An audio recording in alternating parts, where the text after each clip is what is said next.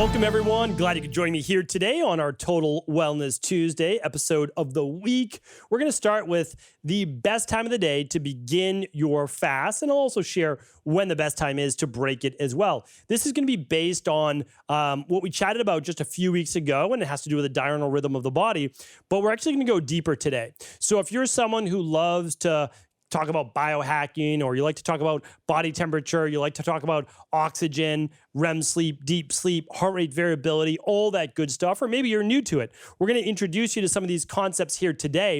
And then I'm actually going to give you a test to do yourself, because one of the things that I really love to preach and talk about is that there are scientific fundamentals that we should all be following. There really are. Like, some of the stuff that I see on social media is just one person's account of what made them feel better.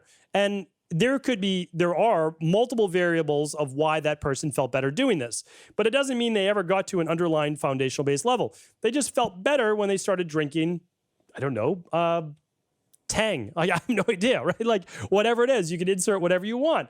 And so they can come up with a bunch of different reasons. But my job is to share with you the actual scientific fundamentals.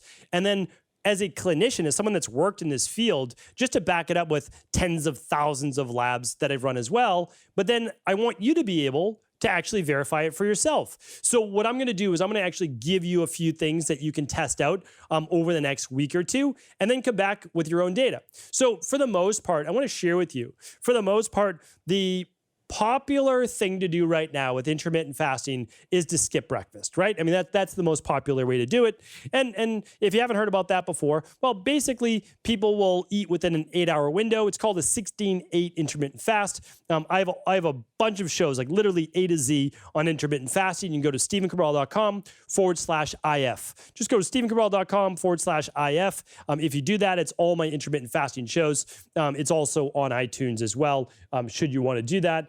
And the reason why I mentioned that is because you could download everything you ever wanted to know about intermittent fasting on these shows. And it's because I take it from an unbiased perspective. So I'm not telling you what to do. I'm presenting every different type of intermittent fasting, 12 hours, 14, 16, skipping breakfast, skipping dinner, skipping lunch. I talk about fasting in Ramadan and the studies there. I talk about warrior diet. I talk about every different type. And I give you the pros and cons and how it affects men differently than women, et cetera. Again, just unbiased perspective from someone that's read the research, the material, and also practiced it themselves and in practice. Okay, so most people, though, they do 16-8. So what does that mean? Okay, so it basically just means they're going 16 hours without eating, and they're skipping breakfast. So keep in mind, most people aren't actually following this because they're spiking blood sugar in the morning, which breaks their fast. They might be doing that because they're sensitive to caffeine and they drink coffee or whatever it might be, or they're putting fat in their coffee. And again, I have a whole podcast on which foods break a fast and which foods don't. So we'll try to link that up here today. Why don't I link up a bunch of shows for you just that I talk about? Head on over to stephencabral.com/2384, stephencabral.com/2384. I'll make sure my team and I link up some of those shows. Okay, so if we do the math and you're fasting till noon, let's just say noon, right? So then we need to count back 4 more hours. So it's 8 p.m. So most people are doing like an 8 p.m. to noon fast. Now, again, some people will do one meal a day. Some people start later in the day. I'm just going to go with this as an example for right now. So people are eating lunch and dinner. So they're doing 2 meals a day. I'm not saying that's the right thing to do or the wrong thing to do. I'm just saying that's the most popular form. Okay. I've shared, though, many, many times why skipping breakfast is not the most, I would say, advantageous thing to do for your hormones in the long run. Okay. In the short term, it can help with digestion if you have digestive problems. It can help with burning body fat if you have to lose some weight. It can help with a lot of different things. There's no doubt about it. But there's a better way to do it. There really is. And the reason is that if you're running labs or you're over-caffeinated in the morning, you're stressing your nervous system. And what we see is, again, this is more women than men, and I've got a whole show on this, but this is very important, especially for women, is that we see thyroid function actually begin to decline over time. And that is because you're putting yourself in a more stressful state. Not eating is a stressful state. Like, it's a stressful state. Doing a workout's a stressful state. Doing sauna is a stressful state. That doesn't mean it's a bad thing. But let's say you're working out in the morning and you're doing it fasted. that is a stressful state in the body. So if your body is not as strong constitutionally right now, well, we see a lot of women, especially even like maybe a keto-based diet, they do well on it for 3 weeks or so, 4 weeks, and then their numbers start to decline. And that has to do with free T4, free T3, TSH, and we can look at those cortisol levels, which can go up as well in terms of stress. But there's one more thing. It can affect what's called estrogen dominance as well. I'm not going to get into that today. Again, I have a whole course on it. I've got free podcasts on it, so you can check that out. What I want to share with you here today, though, is just a different way of looking at this. I don't believe that you need to skip breakfast. I don't believe that you need to do 2 meals a day. I believe that you can get all of your benefits and still eat 3 meals a day. I believe you can get all of your benefits and fast 12 to 16 hours a day. So what I'm saying is, I'm not telling you how many hours a day to fast. I think you'll be able to figure that out. The sweet spot I found for me is 6 at night to 8 in the morning. Might not be the sweet spot for you, and that's okay. But I start to really ramp up my day around 7:30 a.m. or so. And so I want to get food in my body within the next 10, 20 minutes or so. But for you, again, my day might start slower. You might be more relaxed, whatever it might be. And what I want to share with you, though, is probably the most important part, regardless of how long you decide to fast, is that skipping dinner, and I'm not telling you to skip dinner. I don't skip dinner, all right? But skipping dinner or having an earlier dinner will almost 100%, so not 100% of the time, but almost in 100 people out of 100, will improve all of their biomarkers for health, every single one. But again, I'm not asking you to believe me here today. I'm saying use an Oura Ring, use a BioStrap, use a Whoop strap, use whatever biometric tracking-based device you like, all right? What I want you to do is put it to the test for this. I go to bed around 10 p.m. So if I stop eating dinner at 6, okay, and there's about a half-hour window. It could be between 5:30 and 6:30. It just kind of depends where we're at that night as a family.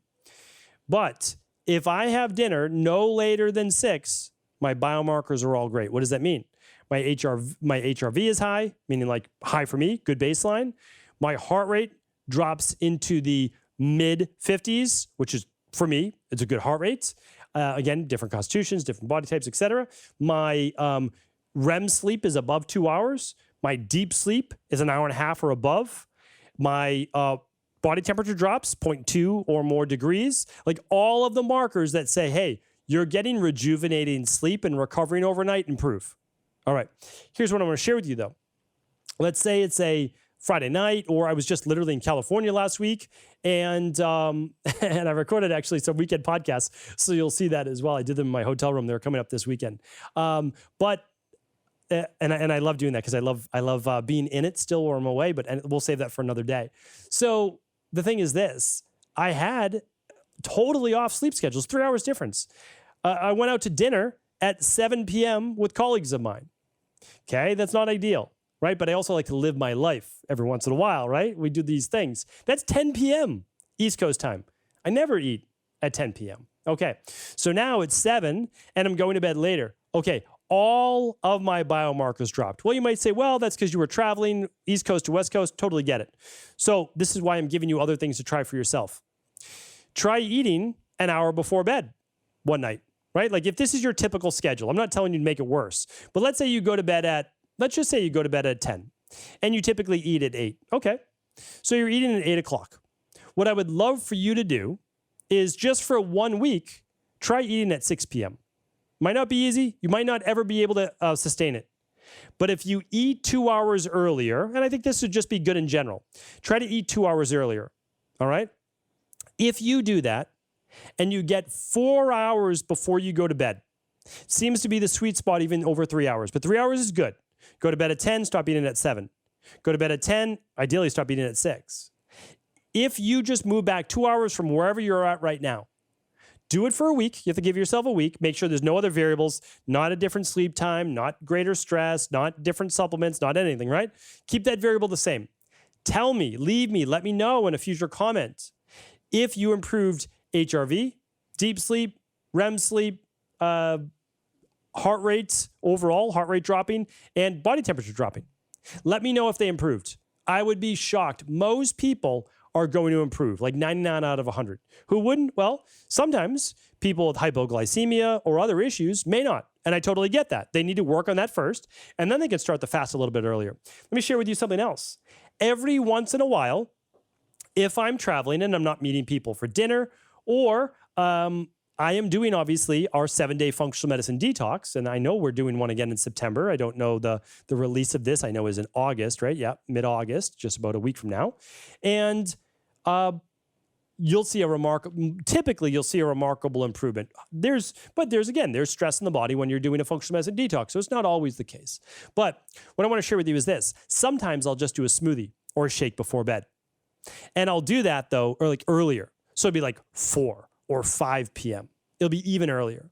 And if I do it with just literally water and the daily nutritional support, something like that, and it's digested even faster, I get my absolute best heart rate variability, which is one of your best signs of getting into the parasympathetic nervous system recovery.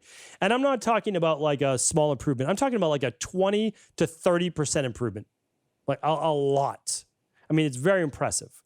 And so why do I share that with you? Well, the reason why I share that with you is that you're proving it to yourself. And it's not what you do in just a day or 2 days, but it's what's happening to your body over time. So as I began to move my dinner earlier, so my wife and I used to eat dinner at like 8:30, 9 o'clock at night before we had kids. And the reason is we both worked until like 8 o'clock. We were single. We both loved our work. We worked. And that was it. Like, we enjoyed our night. We had enjoyed it later dinner. We'd eat out probably 3 nights a week, maybe 4. And that was that.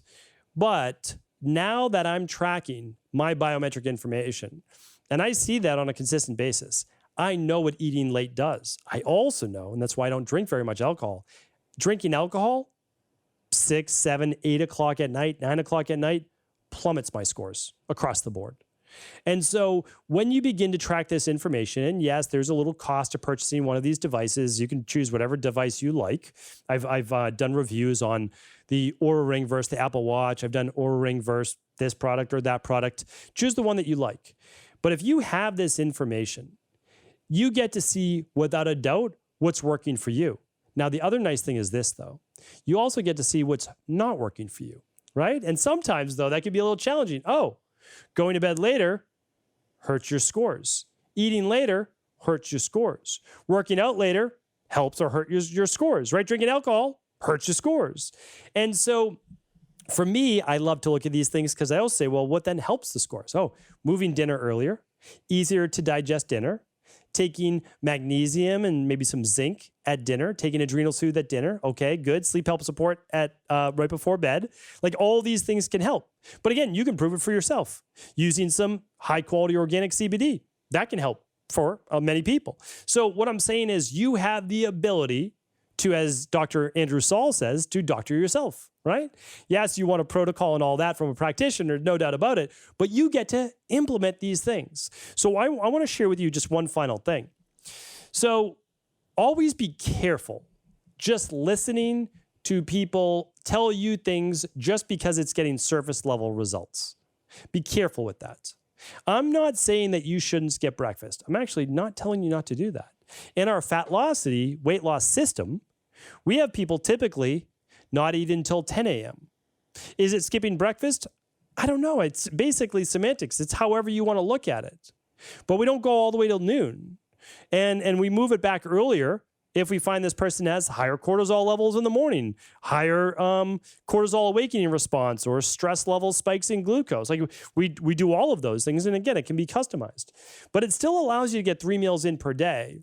10 o'clock, 1 o'clock, 5 o'clock, 10 o'clock, 2 o'clock, 6 o'clock, however you like to space them out.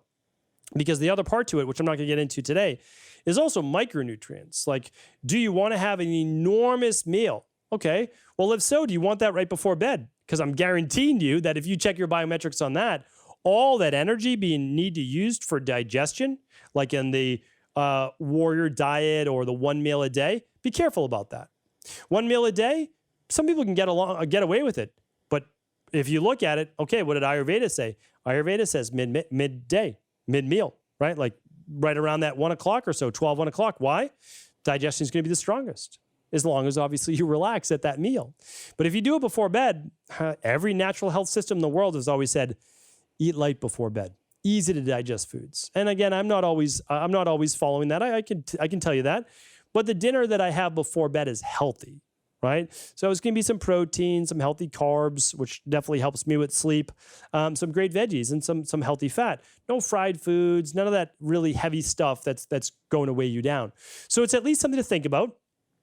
This, though, works with every single intermittent fasting-based plan. Even if you want to do 16-8, okay, well, we do that with the Fatlocity-based system. We're just moving it earlier, right? So what are your 8 hours? 10 a.m. to 6 p.m., right? So what I'm saying is whatever program you're following, you can still do it. 1 meal a day? Well, you could. You just want it earlier and earlier, right? So today I won't go over what the best intermittent fasting plan is for you. I'm going to let you start to decide that. But also I was hoping that you would begin to feel empowered to be able to track your own results, keep an open mind, and also begin to look at what I've seen now 10,000 plus times in my practice, that the earlier you eat that dinner, the easier to digest that dinner, the better recovery overnight. And it makes sense because your energy then gets to go to recovery versus all that energy being used for digestion. So hopefully today's podcast was helpful. Thanks so much for tuning in. I appreciate you. As always, feel free to share the show with anyone you believe it could serve.